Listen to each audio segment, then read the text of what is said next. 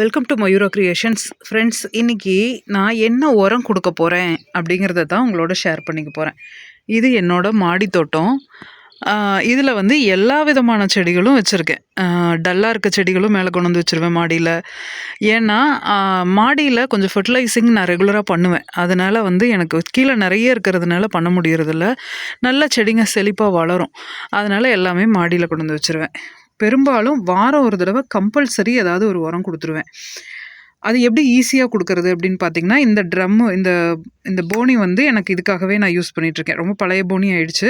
இப்போ நம்ம இதில் வந்து சாப்பாடு ஐட்டம்ஸ் எல்லாம் எதுவும் வைக்க முடியாது. ஒரு மாதிரி உப்பு படிஞ்சு ஒரு மாதிரி ஆயிடுச்சு. அதனால் வந்து இதுக்காக எடுத்து வச்சுருக்கேன். இங்கே வந்து மேலே செடிங்களுக்காக ஒரு தொட்டியில் நான் பைப்பு இது பண்ணி ரெடி பண்ணி வச்சுருக்கேன்.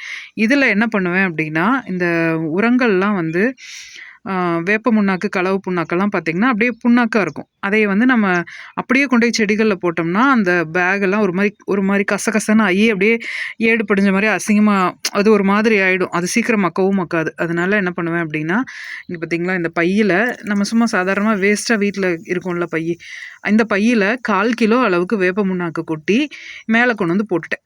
இது வந்து நேத்திக்கு நான் ஊற வச்சேன். இப்போது இந்த பையை நம்ம இது பண்ணோம் அப்படின்னா பார்த்திங்கன்னா நல்லாவே தெரியும். இதில் இந்த வேப்ப புண்ணாக்கு வந்து ஊறி போய் அதனுடைய எசன்ஸ் மட்டும் வெளியே வந்துடும். இப்படி அமுத்துனீங்கனாவே போதும், அந்த எசன்ஸ் வெளியே வந்துடும். அதுக்கு முன்னால் ஃப்ரெண்ட்ஸ், நிறைய பேர் வந்து ஏன் வந்து எனக்கு வீடியோவே வரமாட்டேங்குதுன்னு கேட்குறீங்க. நோட்டிஃபிகேஷன் என்னன்னு தெரியல, சரியாக யாருக்கும் போக மாட்டேங்குது. அதனால் என்ன ஐடியா பண்ணியிருக்கேன் அப்படின்னா, இனிமேல் காலையில் 10 மணிக்கு ஒரு வீடியோவும் சாயந்தரம் 4 மணிக்கு ஒரு வீடியோவும் ரெகுலராக அப்டேட் பண்ணிடுவேன். வீடியோவோட நோட்டிஃபிகேஷன் உங்களுக்கு வரலினாலும் பரவாயில்ல, நீங்கள் 10 மணிக்கு வந்து பார்த்தீங்கன்னா நம்ம சேனலில் இருக்கும். அப்போ நீங்கள் வந்து ஒரு லைக் பண்ணி ஒரு ஹைப் கொடுத்துருங்க.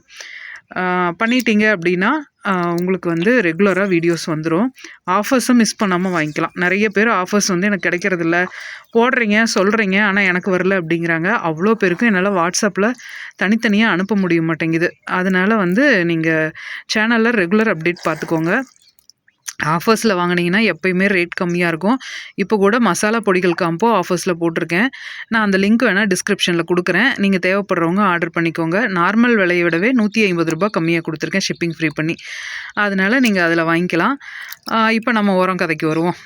இந்த உரம் வந்து இந்த மாதிரி நம்ம பிழிஞ்சு விட்டுட்டோம் அப்படின்னா, பிழிஞ்சு விடலினாலும் அந்த உரத்தோட எசன்ஸ் வந்து கலந்து இதில் வந்துடும். இப்போ இந்த தண்ணியை நான் 2-3 நாளைக்கு இதுக்குள்ளேயே தான் கிடக்கும். இது களவு புண்ணாக்கும் சரி, வேப்ப புண்ணாக்கும் சரி, இல்லை வேறு வந்து சாலிடாக போடக்கூடிய எந்த உரமாக இருந்தாலும் சரி, லிக்விட் மட்டும்தான் அப்படியே 5 லிட்டர் தண்ணியில் மிக்ஸ் பண்ணி ஊற்றுவேன். மற்றதெல்லாம் இப்படி இதில் ஊற வச்சுட்டு இதை எடுத்து இந்த தண்ணியை ஃபுல்லாக செடிங்களுக்கெல்லாம் ஊற்றிடுவேன். அதுக்கப்புறமா பார்த்திங்கன்னா அந்த உள்ள ஸ்லெட்ஜ் இருக்கும் இல்லையா, அதை எடுத்து அப்படியே உரமாக காய போட்டுருவேன். மண்கலவை நம்ம போடுறோம் இல்லையா ரெகுலராக, அந்த மண்கலவையில் அந்த ஸ்லெட்ஜை ஆட் பண்ணிக்குவேன். சேர்த்து மண்கலவை போட்டுருவேன். அப்போ வந்து உங்களுக்கு ரொம்ப அருமையாக இருக்கும் ரிசல்ட்டு. ஒரு மாதிரி மக்குன தன்மையில் ரொம்ப நல்லாயிருக்கும். ப்ளஸ் நமக்கு வந்து உரமும் லிக்விட் உரமும் இதில் கிடச்ச மாதிரி ஆயிரும். செடிங்க திடீர்னு காஞ்சு போகும் மாடி தோட்டத்தில். ஏன் காயுதுன்னு நமக்கு தெரியாது. தரையிலையுமே அந்த பிரச்சனை இருக்கும். நிறைய பேர் சொல்லுவாங்க, எங்க நல்லா தாங்க தளைஞ்சு வந்தது, ஆனால் திடீர்னு காஞ்சு போச்சுங்க அப்படின்னு சொல்லிட்டு. அவங்க எல்லாருமே இந்த டெக்னிக்கை நீங்கள் ஃபாலோ பண்ணுங்கள். வேப்ப புண்ணாக்கு வந்து அந்த வேர்க்கரையானை வந்து கொஞ்சம் கண்ட்ரோல் பண்ணும்.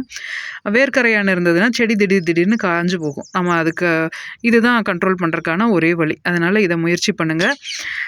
ரொம்ப நல்லா வரும் உங்கள் தோட்டம். இந்த பாருங்கள், நான் இது வந்து ஷேடில் வச்சுருக்கிறது, இந்த பக்கம் இருக்கிறதெல்லாம், இந்த பக்கம்லாம் ஷேடு இல்லாமல் வர்றது எல்லாமே நல்லா தான் வருதுங்க. நம்ம கரெக்டான ஃபெர்டிலைசிங் யூஸ் பண்ணோம்னாவே போதும், ரொம்ப நல்ல ரிசல்ட் கொடுக்கும். இதை நீங்கள் யூஸ் பண்ணி பார்த்துட்டு சொல்லுங்கள். வேறு ஏதாவது டவுட் இருந்ததுனாவோ ஆர்டர் பண்ணணுன்னாவோ கீழே கொடுத்துருக்க வாட்ஸ்அப் நம்பருக்கு பண்ணிக்கோங்க. இது போல் பயனுள்ள தகவல்களுக்கு நம்ம சேனலை சப்ஸ்கிரைப் பண்ணுங்கள், லைக் பண்ணுங்கள், ஷேர் பண்ணுங்கள். தேங்க்யூ.